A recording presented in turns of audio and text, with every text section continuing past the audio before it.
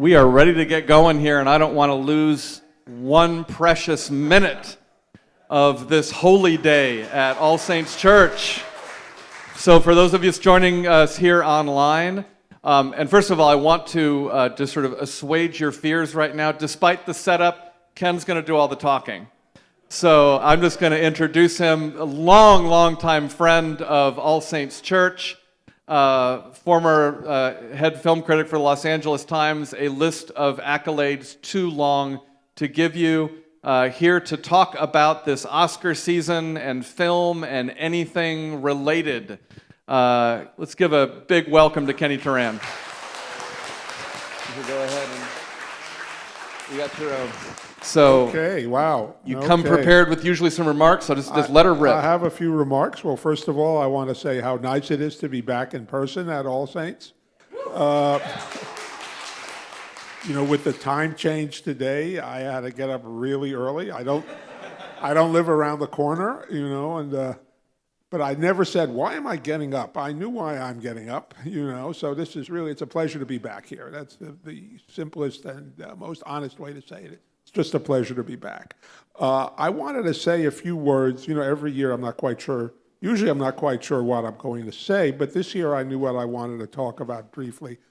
There might be a question about it later, and it's on my mind. Everything, Everywhere, All at Once.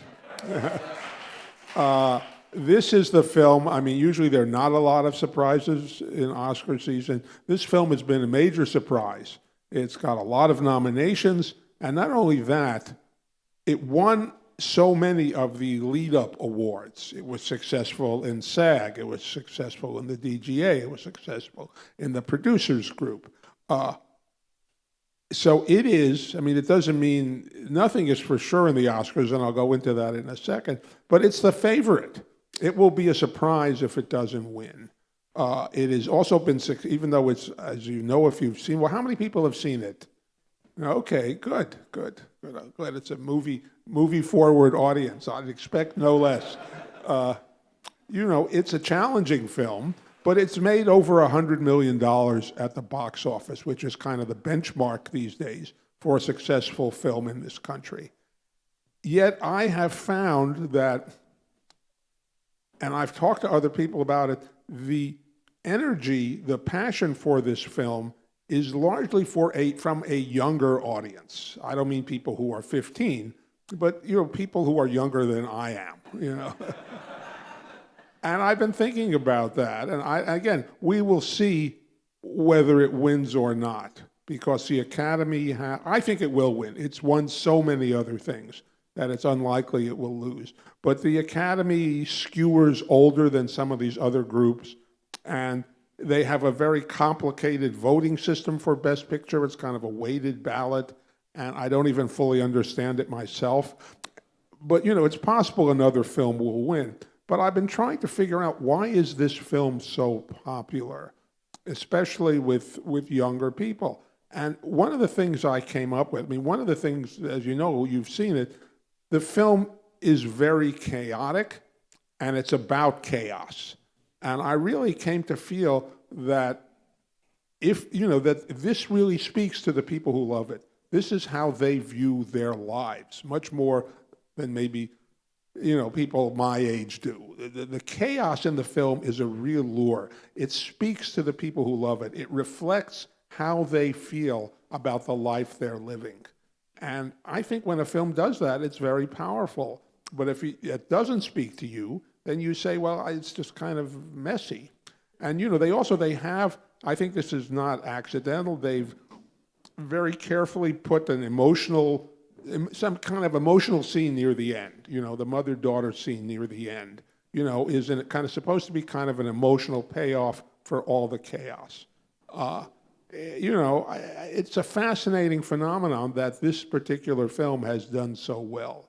But like I say, the more I thought about it, the more I thought the fact that it in some way seems to reflect the chaos the people who like it feel in their own lives, which may sound weird to say that, but that's, that doesn't mean it's really dark.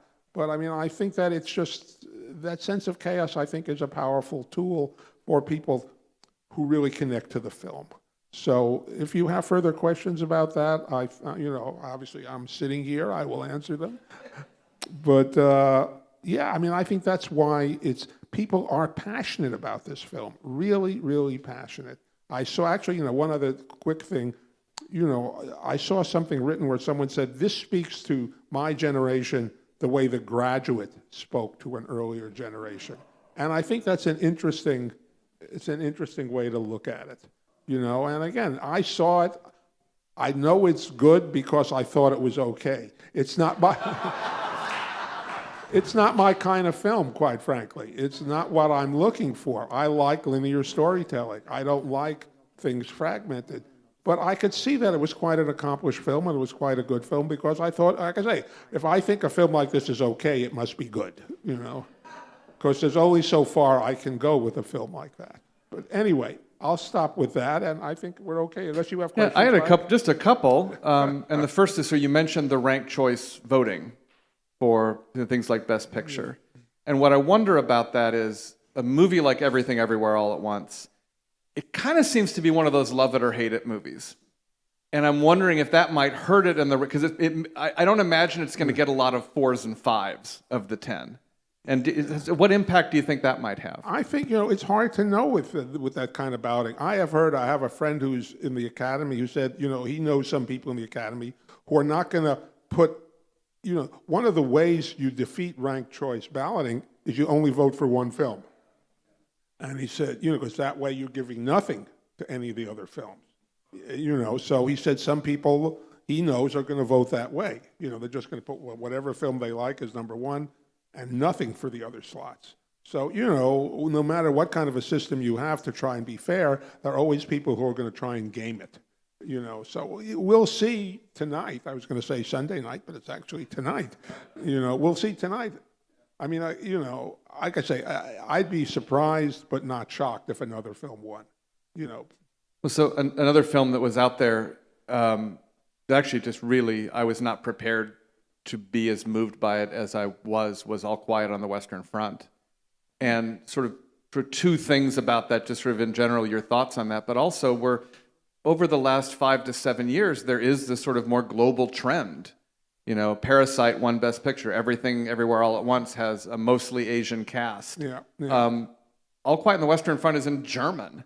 Yeah. First of all, I'd be interested in your comments on that film. But secondly, where you see how much of this is by design by the Academy, really trying to reach out and become more global in perspective. Well, the Academy is definitely trying to be more global in perspective. They really have taken changing their membership and making their membership more diverse in all ways quite seriously. There's a lot more members in other countries over the past 5 years, than they're used. The Academy has really done an outreach mission and reached into other countries to the top filmmakers there.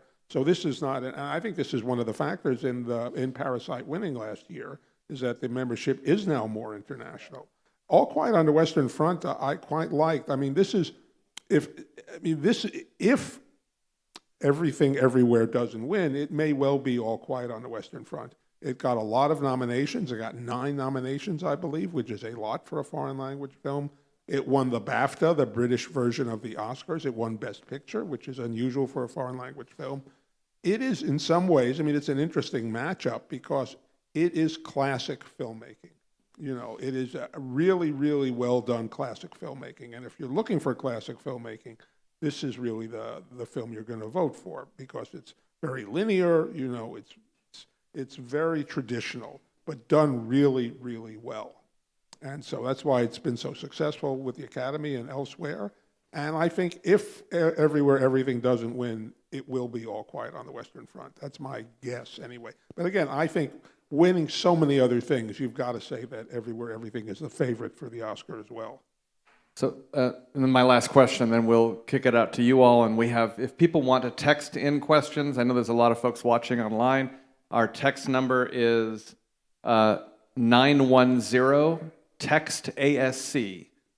So 910-839-8272, 910-839-8272, and we'll get your questions here. And so when you were with us last year, we asked you to sort of look into your crystal ball about what is the future of movies post-COVID?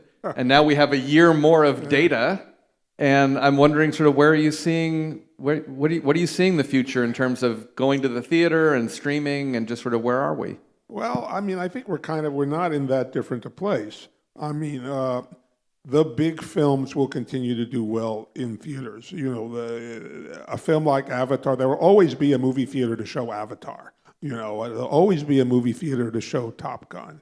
Those theaters, those kind of films, they play internationally. They're not going away. It's still up in the air what's going to happen with the smaller films, you know, with the review-driven films, the foreign language films, the documentaries.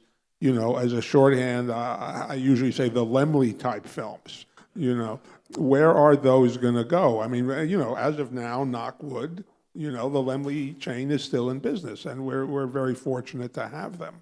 But they are having financial trouble. There's even a very good little documentary about the Lemley chain. I'm trying to remember the name of it, but I could, you know, you could Google it in Lemley documentary, you know, that talks about how difficult it is and the long history. As you probably know, it's a third-generation theater-owning family. It's not clear how long the smaller films will have theatrical releases. I don't mean next week or next year, but really, COVID has accelerated trends that were already happening. People got more used to watching things on TV. They got more used to not going to the theater. That's a pleasure they kind of got used to not having. And, you know, it's just not clear how long it's going to be economically feasible for these films to be in theaters. One of the interesting things that has happened in the last couple of years, in a very small level, Netflix has started buying theaters because filmmakers want even if it's only a small run, filmmakers want to see their film on a big screen. So Netflix owns the Paris Theater in New York. It has an agreement with the American Cinematheque, the Egyptian Theater in Hollywood.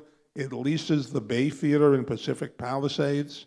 And it's doing this because filmmakers really don't want to just have their film streaming. Even if it's only for a week, you know, in 3 screens, they want to have that. So that's, you know, that's going to help the theatrical life of films. If directors say, I don't care how many eyeballs I've got streaming, I don't care what, I want it on the big screen. All Quiet on the Western Front is a great example. I went to one of the theaters, I saw it on the big screen, and this is a big screen movie, you know, and if you don't see it on that big screen, you're missing something. There's no way around it, you know, so the longer that this can be a factor, you know, I'm crossing my fingers it stays. Okay, well, I'm going to take my Phil Donahue role now, and I'm going to come out into the audience, the congregation, and open it up to you all. So questions or thoughts for Ken Turan? Who's up first? Up, Alita. So I just wanted to know what you thought about Tar. Out of all the movies I've seen so far, that was my favorite. And just a comment about Everything Everywhere All at Once. I saw that, and I wasn't quite sure what to think when I finished it. And my daughter asked me about it, and I said, well, I need to let it settle. And of course, I didn't have time. I didn't have time to let it settle. But then I read an article. You probably read it in the LA Times. I don't know if it was Friday or Saturday. An Asian girl or woman wrote that it helped her understand her own Asian family because the parents don't really, you know, she's gay, and she realized they don't really care if she's gay or not. It's just that they want the family to be together. And then I understood the movie. Yeah. But yeah, Tar I thought was just so interesting, so well done, so well acted. It was fun to see kind of how that world works. And I don't like to know anything about a movie before I see it. And so then how it progressed and how it ended was a surprise to me, which was I enjoyed. Yeah. No, I'm a big fan of Tar. I mean, I don't always like films with, I was talking to someone beforehand about films with, protagonists that are not necessarily people we'd like to have as friends. I don't always like films like that. But what won me over in Tar is that I think the performance by Cate Blanchett is just extraordinary. I think she's as good an actor as we have, and it's just an exceptional performance. And that often makes a difference for me in a film where the protagonist is not a wonderful person. If the acting is strong enough, if I really feel grabbed by the personality, the film really carries me. And I thought Todd Field it's a really excellent script. It's a look at an interesting world. I felt it, in all honesty, I felt it kind of stumbled a little as it got toward the close. Things kind of happened. For people who haven't seen it, I don't want to be specific, but if you're curious, you can come up to me afterward and I'll tell you. But I liked it very much. I thought it was one of the best films of the year. I mean, again, it is kind of like classic filmmaking. It goes from start to the finish. So, and interesting thing about Tar, and I thought it was phenomenal and a great performance, but then I saw Grant Gershon post on Facebook about, wow, it's amazing that a movie can get so much wrong about the music industry. And I don't know enough about the music. Yeah. I'm seeing Terry Knowles nodding her head. Has there been have you heard anything about this? Oh yeah, I mean, people who know about, conductors and music critics, people whose life is classical music, they nitpick the film. And they may be correct. I mean, again, this is not a documentary. This is not saying this is a look inside the world. This is the classical world that you don't know that's real. It's not saying that. It's just a story. It's a character. And I don't feel I know more about classical music having seen the film. So it doesn't bother me if there are things that got wrong. I want to be involved while I'm watching. That's all I want from this film. I don't want it to be accurate. Films are never accurate. Documentaries are not even accurate. Right. Right. So we sort of covered this earlier. This text this question got texted in. I'm a Gen Xer, but I loved Everything Everywhere because it's an American story you don't usually see in film. Do you think increased diversity is just a trend, or will it continue? Well, I think it will continue. I mean, everyone, it's a great trend, and it makes for interesting films. And, the great thing about it is that we've been missing, without diversity of storytelling, there are great stories we've been missing. There are stories we haven't had a chance to see on the screen. And the more good stories there are, the more people will go see them. And, I think this is a trend that will definitely continue because everyone benefits. Excellent. Next, okay, here and then back there. I read that the Academy is considering dropping the gender-specific categories and just having awards for acting, not actress and actor. What do you think of that? Well, I could argue both sides of the issue. I'm not passionate about either side. I'm a traditionalist, as you know. It's always been that way, so I kind of like things that have always been that way. To stay the way they are, because so much seems to be changing. But there are good arguments for breaking them, for making it just actor and have everyone eligible. One of the possible downsides, and it happened, one of the places that this started was the music industry, and they just had a situation in Britain where all the nominees were men, and no women got nominated, and that's just. That's what happened. That's the downside of doing that. So, if I had a vote, I would keep it the way it is, just because I'm old-fashioned. But if it got changed, I'd be totally fine. I have no objection to it. But it's got pluses and minuses, like everything. I had a question about The Woman King. I really liked it, and I was really quite startled it got no attention at all. Do you think it was just because it had so much competition this year, or what happened? I thought it was amazing. Yeah, it's hard to know. I was a fan of The Woman King as well. I was surprised that it didn't get some acting nominations, especially. I think there are two reasons it didn't, that I can think of off the top. I mean, one is the competition. People liked other films more. But I think, it's a genre film. It's at its core, I think at least people viewed it as a genre film, by which I mean it's an action story. There's a lot of, and those kind of films have traditionally had a hard time with the Academy. I mean, I think they should have, if I could have voted, I would have voted for it. I liked it, but if I'm trying to figure out why they didn't the Academy didn't vote for it, that's my guess, that they pigeonholed it in a way that made them think not seriously about it, which I think was a mistake, but if you look at the voting, that's likely what they did. Good morning. What Tar is interesting, and Mike just invoked my name. Yeah, the classical music world is like screaming about this, but I so appreciated what you said about it, which is it's a pay attention to the story and not so much whether it's accurate. So I'll pass that on. Thank you. And just a word of unsolicited advice. We watched The Banshees of Inisherin last night. Watch it in the daylight. Don't watch it before you go to bed on the night you change the clock. Not good. Women talking. I'm haunted by this film. Could you talk about it a little bit? Yeah, I was a big fan of Women Talking. Sarah Polley, who directed it, and I think wrote the screenplay. It comes from a novel, which comes from a real life, something that really happened. Is a very talented person who I've been been watching her films with appreciation for years. So I'm really glad that she's working. She's made a film, that we can see that was in theaters. Yeah, I mean. I'm glad it got, I'm hoping it'll win Best Adapted Screenplay. It's sometimes when a film is popular, there's one, and it gets, some nominations. There's sometimes just one nomination that you can feel all the passion for the film is going to coalesce in this one nomination. So I'm hoping that happens with Women Talking with Best Adapted Screenplay. I thought it was a very powerful film, a very involving film.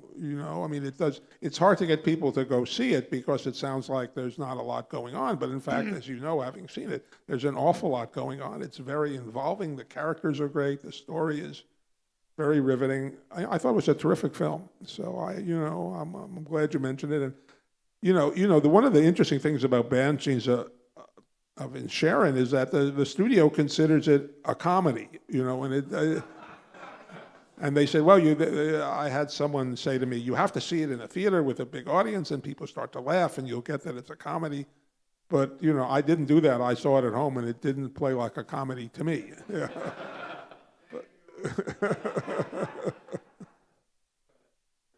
Thank you for being back. It's always a favorite Sunday at All Saints when it's Kenny Turan on St. Oscar of Hollywood Day.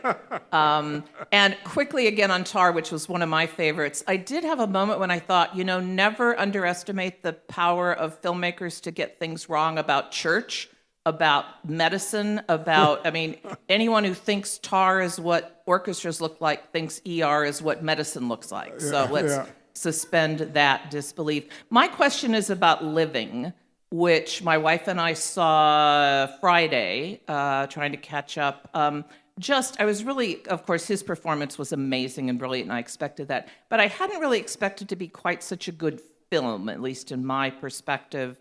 And I wondered if you have anything to say about why it got missed as one of the top 10. That's a good question. I don't know why. I could have made a strong argument before the voting that it would be one of the top 10. These things are just, there's no telling. Again, sometimes it's a very traditional film, and sometimes the Academy, they don't want to vote for stuff that's sometimes they do, sometimes they don't. It's hard to know. But, it's got a great screenwriter, Nobel Prize winning screenwriter, I believe.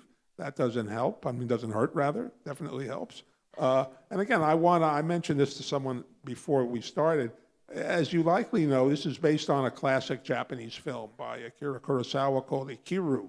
And it's available, I think, Criterion. You can stream it, you can rent it, you can buy it. It's well worth seeing the original to see what's the same and what's different. And also the original is a great film. It's a great, great film. So if you saw Living and liked Living and want to experience living again without seeing it again, take a look at Ikiru.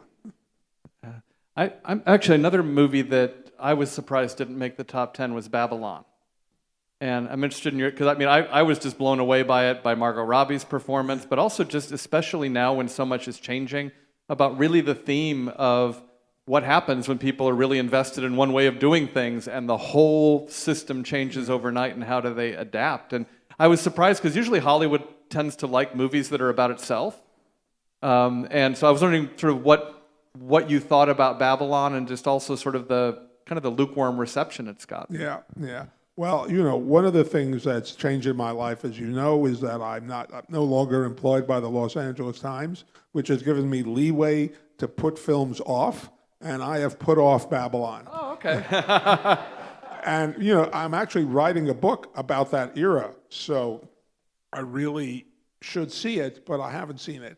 And I'll tell you why I haven't seen it. I mean, I saw the trailer. I always look at the trailers. It looked very chaotic to me. And that did not lead me to want to do it. And also, it got badly reviewed, and sometimes films get badly reviewed, audiences don't care, they're big hits. This is a film that got badly reviewed that audiences didn't like. And that's kind of a double whammy for me. But some people like it, not only yourself. Yeah. I've talked to other people who like it, and I might like it as well because I'm so invested in that period. So by next year, I'll have seen Babylon. Okay, we can talk about Babylon. We can Great. talk about it next year. Other questions? Who's out here? Here we go. Janet Carroll. A few of us have been talking the last few weeks about The Whale and why the filmmakers chose to make that, because it looked very much like a play. And also, if you could comment on Brendan Fraser's performance. Yeah, I mean, The Whale, this is like a double whammy. The Whale is another film I haven't seen. But I know a lot about it. I've seen sections of it. I'd like to say a few things about it. I mean, Brendan Fraser may well win. One of the things the Academy likes is actors who go to extremes. This is something, there are a lot of actors in the Academy, and they tend to like actors who have kind of gone through hell to make a performance, And, it looks like quite a good performance from the excerpts I've seen, online. I haven't seen it. I mean, it's a very it feels to me that it's in some ways kind of an assaultive film, and I don't, it's just kind of pushing me in a way I don't want to be pushed. I mean, there's certain kinds of places where sometimes I feel that some filmmakers almost are, it's a harsh way to say it, but that some filmmakers really are sadistic, and they want the audiences to squirm and be uncomfortable. And I'm too old to want to experience that anymore. I may be missing some really good things, I understand that, but that's kind of where I am right now.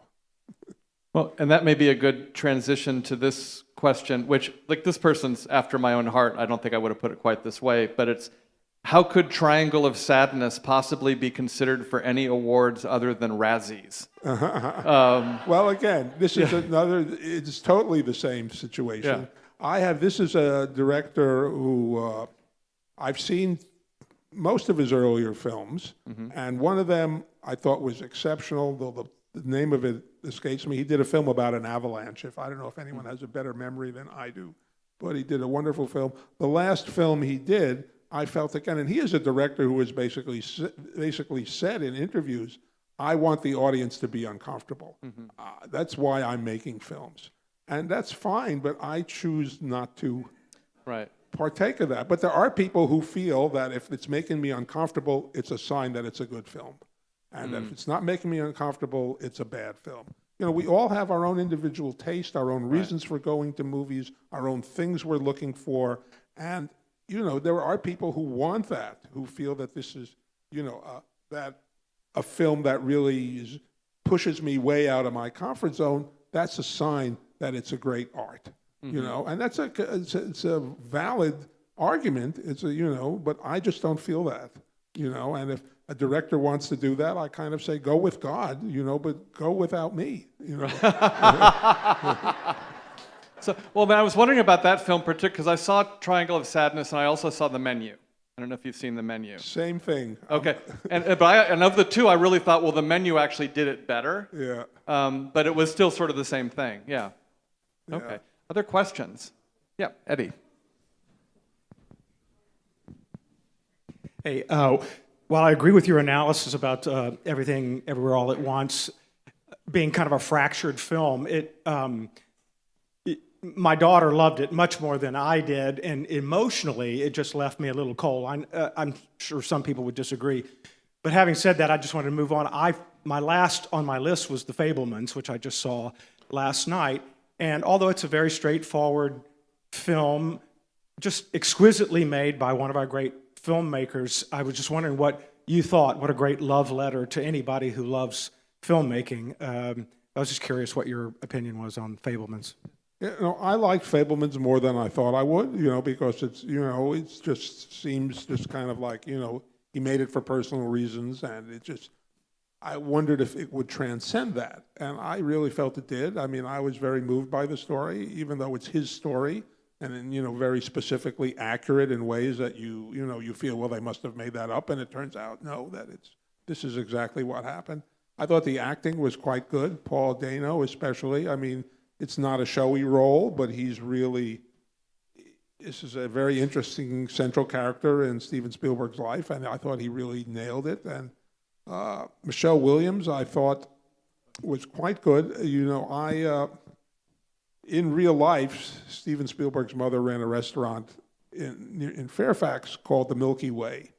And I never met her, but I would go eat there from time to time, and she was a very vivid presence. And so I remember what she was like. And in some almost alchemic way, Michelle Williams, when she started talking on screen, I really almost sent a chill through me because it was so much the way his mother sounded. And I think this is just instinctual. I don't think she studied home movies or anything. But in some way, she just captured the essence of his mother. There's nothing to do whether it's a good film or not, but it was very interesting to me that she had captured it so exactly. I hadn't anticipated that would happen. So that's an interesting sidelight to that. I'm curious, this came up with Tar, and it comes up with and maybe it comes up with like Elvis too, and any movie that's either like a biopic or really looks like it's giving you a deep dive behind the scenes view of an industry or a way of life. We can say, like what you said with Tar, is it's just a movie, and the truth is a lot of people are going to watch a movie and they're going to assume that this is how it was. Absolutely. And what is the responsibility of a filmmaker between entertaining and getting it right, knowing that maybe people just need to educate themselves better, but knowing that people are going to walk away thinking this is actually what either happened or happens. Yeah, I think by and large filmmakers don't care that much. I mean, I think they really feel their job is, as you say, to entertain. I don't think they want to be telling blatant lies. It's not like that's their goal. But I think if being exactly accurate to the truth versus being, if they have to make that decision, they're going to err on the entertaining side. That's what they're there for. I don't think they're trying to be dishonest. And again, opinions vary as to how honest or dishonest they are, But it's an interesting question. It is unfortunate. I mean, you're correct. People do take it as gospel. And sometimes it can be about a serious issue. The Oliver Stone film JFK about Kennedy's assassination was a, film about something real. And, Oliver Stone thinks it's, he feels that people differ with him as to how accurate it is. So, but it's an issue. There is actually, I want to put a plug in for a film I haven't seen yet, but it's a story that I really, it's a based on reality story that I'm a big fan of. A film called Oppenheimer is coming out in the summer. It's about J. Robert Oppenheimer, the father of the atomic bomb. It's directed by Christopher Nolan, who's one of our best filmmakers, who did several Batman films, done a lot of other very interesting films. Oppenheimer's story is an extraordinary one. The story of the making of the atomic bomb is an extraordinary story. So this is a film, and I've seen the trailers, and it looks quite good. So this is one I'm really looking forward to. I think it's coming out in May or June, something like that. It should be quite good. So I'll put an early plug for that. So is there a movie that it's not in the top 10 and it's something we may not have seen or heard of, but that really captured you, that you would say, look, if you want to go see one movie like that you may not have heard of, it's this? You mean that's out now? That's out now, yeah. There are a couple there's several I can mention. I mean, there's a wonderful documentary that did not even get shortlisted. I think I know why, but I'm not sure. But it's called Good Night, Oppie. It's a documentary about the Mars rovers, these little machines that got sent up to Mars. And they were supposed to last because of Mars's dust storms. They were supposed to last for a few months. And they ended up, I forget how long they lasted, 10 years? They lasted some extraordinary amount of time. And it's a totally, I mean, what happened to the people who made this machine happens to you as viewers of the documentary. These machines become like people. You think they're people, and you kind of get involved in their story. How are they doing? Are they going to make it? You know, it's a very, very involving film. It's one of the best documentaries I saw last year, and it was, you know, I think there's too much computer-generated visuals in that film. For the documentary branch tends to be a very purist branch, and I think they dismissed it out of hand in a way that I think was really short-sighted. So, you know, that's a film I would really recommend. For dramatic films, there's one that's one of the 5 nominated foreign language films. It's called The Quiet Girl. It's a film from Ireland. It's in Gaelic.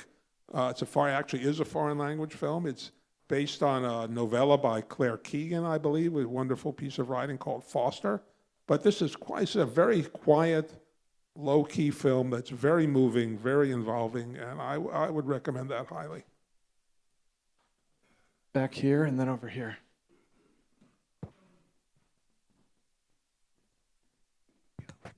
Thank you, Ken. It's great to have you here. However, currently there is a movie that's, you know, not for 2022, but hopefully it'll be recognized next year, which my husband and I recently saw. It's called The Blue Captain. And I'm glad. It's called what? I'm sorry, I didn't hear you. The Blue Captain. Okay.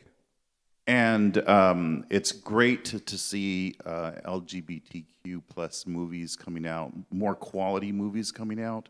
So I hope it's recognized next year because it was a complex, simple, beautiful movie, well portrayed. But my question to you is on the actor Aaron Butler, who is, I believe, in the forefront this year for Best Actor in Elvis. And my question to you is, how much does some decision, how much is it influenced by recent, you know, things that have gone on? In this case, Lisa Marie Presley's recent passing. How much of an influence do you think that is going to affect on possibly him winning? No, it's a good question. The actor, you know, he did win, again, the BAFTA. He won Best Actor against all the same people he's up against for the Oscars. I mean, it's possible that it just jogs people, it reminds people about the performance, you know, when these things happen in real life. But I think in general, it's you know, the way these things can help is that they maybe make people watch the movie. You know, something happens in news and they say, oh, I've been meaning to watch the Elvis movie, I'll take a look at it. That's where these things can be helpful. But I think once voters see the movie, I think they're motivated by and large by what's on the screen. Though there is an interesting kind of place where I think that's not true. There's a category where I think current events will play a part, and that's the best documentary category. There's a lot of good documentaries up. They cover a wide range of subjects. But the one I think is going to win is a documentary called Navalny, which is about the man who's the main opposition leader in Russia, who's now, you know, in prison, you know, is being, you know, Putin is basically trying to kill him. It's a fascinating film, but I think the fact that Russia and Ukraine and Russia being an invader is so much on people's minds that I almost feel that people will vote for Navalny. A vote for Navalny is almost a vote for Ukraine. And I think that that's going to sway people. And all the documentaries are good. You know, it's like almost any one of them, if it won, people would be happy. But I think Navalny has an edge because of current events. Hi, Ken. I was just going to ask you about Navalny, but since I have the mic, I'll ask you something else. Would you be willing to comment on the Academy Awards show itself, the Oscars presentations, as a performance? What is the future of the show? And of course, They've tried all different kinds of formats, and last year we had a lot of drama. Yes. So would you talk about that? Yeah, I mean, I'm almost the wrong person to ask about this because I'm like an addict. I like the show even when it's bad. I never, even when it's 4 hours later, I never say, well, I'm not watching that anymore. But they have had trouble. There was actually an interesting piece in the the New York Times last week about this. That once again the Academy is trying to revamp the show. They realize they have a problem. It's a long show. Everything the Academy does is basically funded by revenue from this broadcast. So if this broadcast continues to decline in popularity, ad rates will go down and the Academy will get less money. So they really want to get this right. They've just had a hard time doing it. They tried to make it shorter by cutting out some of the categories and making them, taping the winners and showing that on the broadcast, saving a little bit of time. But there was such a hue and cry that all those categories are back this year. There are things that are traditional that take up a lot of time. The musical numbers, they sing all the songs, and sometimes there's elaborate production numbers. So this year, actually, I'm looking forward to that because I don't know if people here have seen the Indian film RRR. This is just, I have to say, I really like this film, but it's completely insane. It's an action film that, just people do things that people can't do. And they're not superheroes, they're just supposed to be people. But it's really a very exciting film to watch, and there's a musical number in it to get nominated for Best Song, and it might win because there's a lot of passion for RRR in the Academy. So I'm looking forward to seeing that number. But they have a real problem. And, one of the things that they said, which is an interesting point, which I hadn't thought of, what's changed culturally now is that people to be part of the Oscar conversation, you don't have to watch the whole 3-hour show. You can go on YouTube the next day and watch highlights and still be able to talk about it with your friends. And they said this has really hurt our numbers, is that people don't feel, if I want to see what happened, I have to watch the whole broadcast. So they are really, they are aware that the numbers are going this way and they want that to stop. They're going to try different things this year. We'll see tonight if they work, but it's a real crisis for them. Thanks for being here again, and for some of us, for the 10 or 20 times you've been here. Oh my goodness, thank you. There are little highlights. One for me is when you talk about films we should see that aren't on the list. 4 or 5 years ago, you pointed out a film called Leave No Trace, which was a small survivalist film, and it really moved us. And the only movie we've seen since then that did that for us was Causeway. I wonder if you've seen it. Oh gosh, now Causeway is one of the ones I have not seen that I want to see. There's some of the ones that I haven't seen I'm not going to see. Triangle of Sadness is not in my future. But I've heard terrific things about Causeway. The actor was nominated, and Jennifer Lawrence as well, I believe. I've heard terrific things about it. I have not seen it. There's one other film I want to mention, though, in terms of smaller films like The Quiet Girl and like the ones you mentioned. There's a film, the actor is nominated. It's called After Sun. It's a father-daughter story. It's a very subtle film. It's an unusual film. It seems like it's like every other film, but all of a sudden you're watching it and you're starting to feel that it's unusual in kind of ways that are a little bit hard to initially kind of pin down. So that's one that I would also recommend. So what's interesting is there's all the conversation about the Oscars and then who's going to win, and then we move on to the next year, and then you look back at some of the Best Picture winners, and there becomes sort of a consensus or a wisdom that emerges of that's a year the Academy got it wrong. Here was the really great film.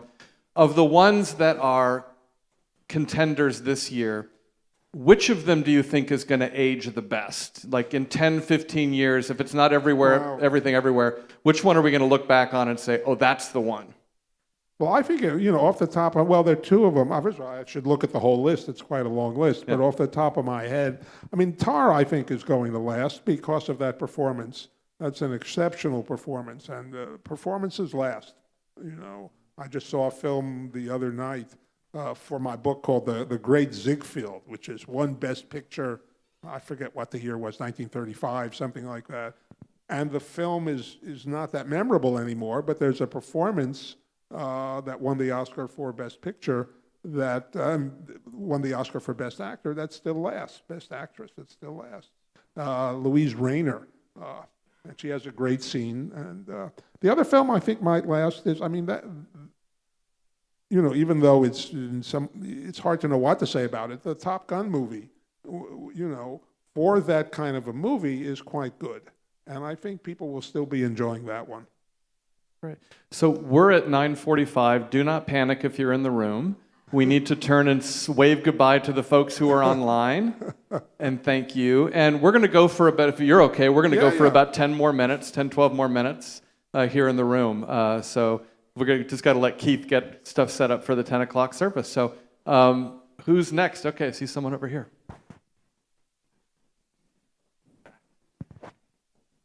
Hi, good to see you. Did you go to Sundance this year? I went online. Did anything